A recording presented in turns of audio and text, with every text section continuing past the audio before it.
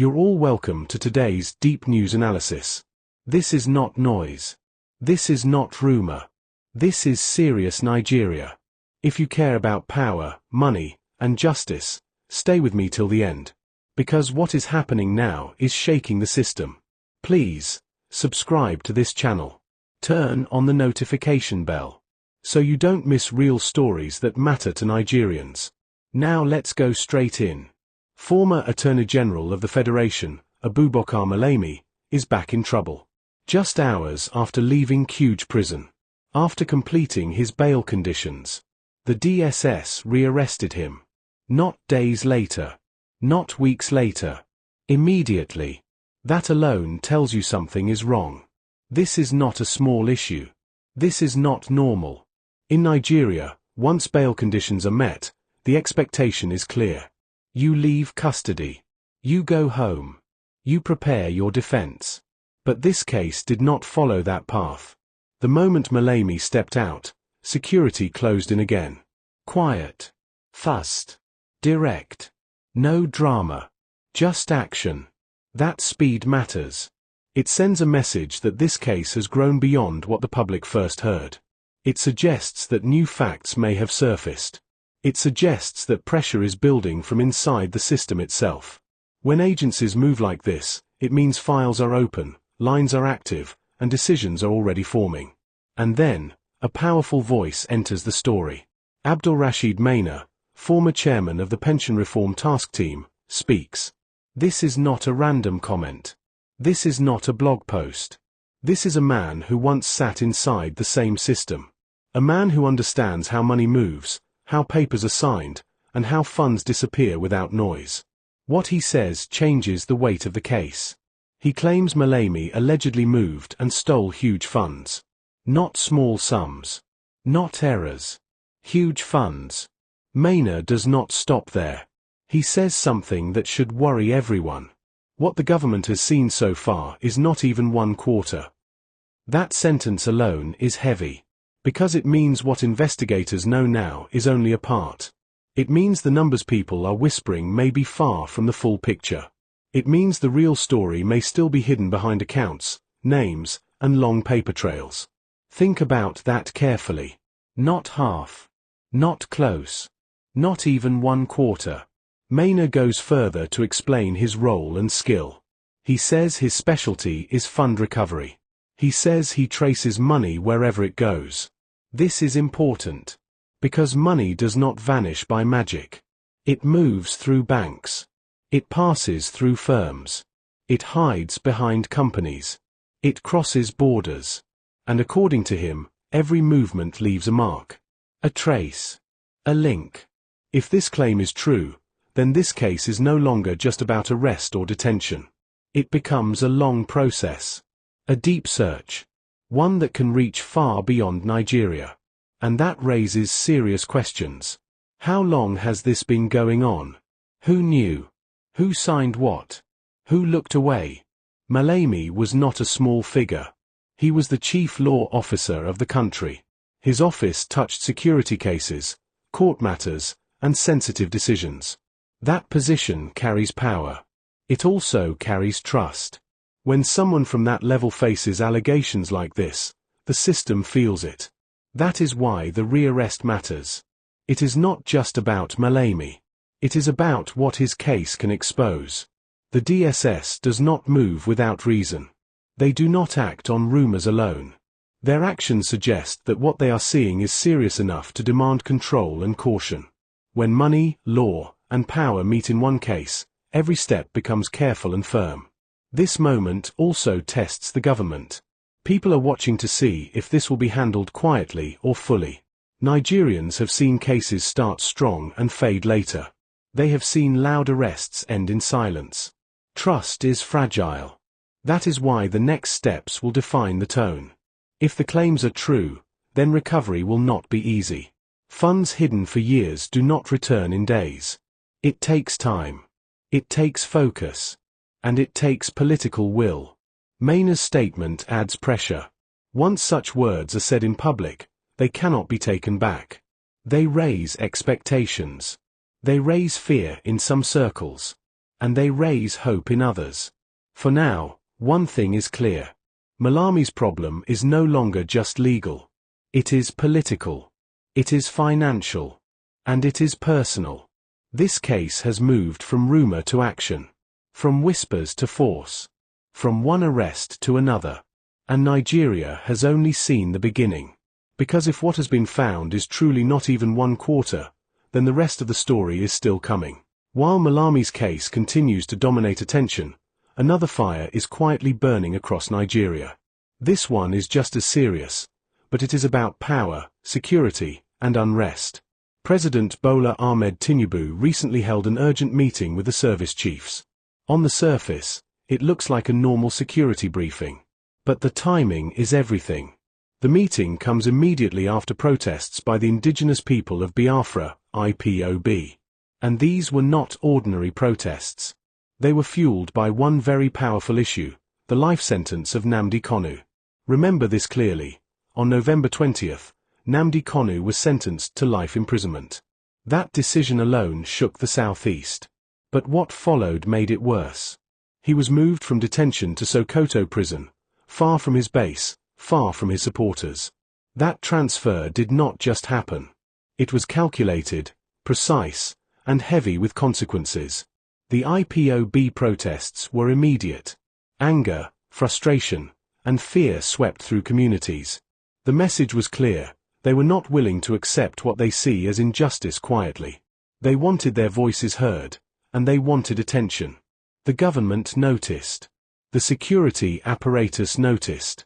And the president responded with a meeting behind closed doors. Why does this matter? Because the movement of a single prisoner has escalated into national security concern. The president meeting with service chiefs shows that the state is taking this very seriously. It is no longer just a legal issue. It has become a question of stability, of control, and of managing tension across regions. Tinubu's meeting is strategic. It is about anticipating risks, understanding potential unrest, and making sure that power and authority are maintained. When the president sits down with military and intelligence leaders, it is a signal that plans are being made, actions are being coordinated, and decisions will follow quickly. In Nigeria, timing in security matters more than anything else. But let's also look at the public side. Nigerians are watching closely. The southeast feels tense. Families and communities are unsure what will happen next. The news of Kanu's life sentence spread rapidly, and with it, rumors, speculation, and fear. The transfer to Sokoto, a location far from home, only intensified feelings of marginalization and frustration. People ask questions that do not have easy answers. Why Sokoto? Why now? Was this necessary? And what comes next? The government cannot ignore these questions. Every move, every decision, is being observed. And every step has consequences. A single miscalculation could spark larger unrest. That is why the service chiefs meeting is more than routine. It is about preventing escalation before it happens. It is about sending signals internally and externally. Nigeria is in control, and the state is watching. At the same time, the combination of Malami's case and the Kanu situation creates a complicated national picture.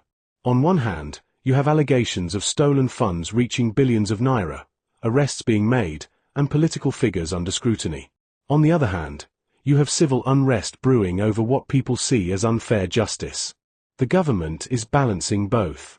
Every decision in one case can influence public perception in the other. For instance, citizens are already linking these stories. They see Malami's arrest and the revelations about missing funds, and they connect it with larger systemic issues of accountability, justice, and fairness. When the same government is also seen handling Kanu's sentence and transfer in a way some believe is harsh, trust becomes fragile. People begin to question motives. They begin to ask, who benefits, and who suffers? Tinubu's position in this is delicate. He has to project authority without appearing heavy-handed. He must reassure the nation that law and order are intact, while also signaling that the government is responding to unrest responsibly. The meeting with service chiefs is a tool in this balancing act. It shows that plans are being considered, security risks assessed, and strategies ready to be deployed if needed. At the same time, For ordinary Nigerians, the tension is real. Conversations at work, online debates, and community discussions all focus on these two major stories. Malami's alleged corruption feeds anger at elite impunity. Kanu's sentence feeds frustration at perceived injustice. Together, they create a potent mix of public scrutiny, fear, and expectation. What makes this moment critical is the speed of events. Malami's rearrest happened immediately. Protests erupted immediately. The president responded immediately. In such moments, timing determines outcomes. A day too late, a wrong statement, or a mismanaged protest could escalate situations in ways that cannot be reversed. Nigeria is at a point where every action, every statement, every movement counts. It is also a moment of observation. Both internally and internationally, eyes are on Nigeria. Observers, analysts, and citizens are monitoring every step. Decisions made behind closed doors will affect public confidence, investor trust, and social cohesion. Missteps could be costly, not just politically, but economically and socially. For now, the main takeaway is this: the combination of high-level corruption investigations and sensitive security concerns is putting the Nigerian government under intense pressure. Tinubu's meeting with service chiefs is a proactive measure, a sign that the government is aware of the stakes and is preparing for what may come. But the public must stay alert. The situation is fluid. The streets, the communities, and even social media remain critical arenas where tensions can grow. This is not just news, it is a real, ongoing story of governance, justice, and control in Nigeria. If you are following closely, remember these key points. Malami's case is not over. Kanu's sentence and transfer are not settled. Protests and unrest could continue, and government response will shape what happens next. Nigerians are watching, waiting, and evaluating every move. And one thing is certain: the country is at a critical junction, where law, justice, and public trust intersect. The decisions made now could define the coming months, if not years, for Nigeria. Now let's slow down and connect the dots. Nigeria is at a critical moment. On one side, we have the rearrest of a former Attorney General, Malami, with serious allegations of stolen funds. On the other side, we have the life sentence and transfer of Nnamdi Kanu, which has triggered protests and heightened tensions in the southeast. These events are not isolated. They are part of a larger story about power, accountability, and governance in Nigeria. Malami's case is more than a legal battle. It is about trust and integrity at the highest levels of government. The allegations suggest that billions of naira may have been mishandled. If true, it exposes weaknesses in oversight, gaps in accountability, and the potential for corruption at the center of power. And the fact that DSS acted immediately after Malami left Kuje Prison shows the urgency and seriousness of the situation. This is not a small administrative error. It is a case with far-reaching consequences. At the same time, the Nnamdi Kanu issue reflects a deeper tension between the government and sections of the public. The protests by Ipob were not just about one person, they were about perceived injustice, fairness, and representation.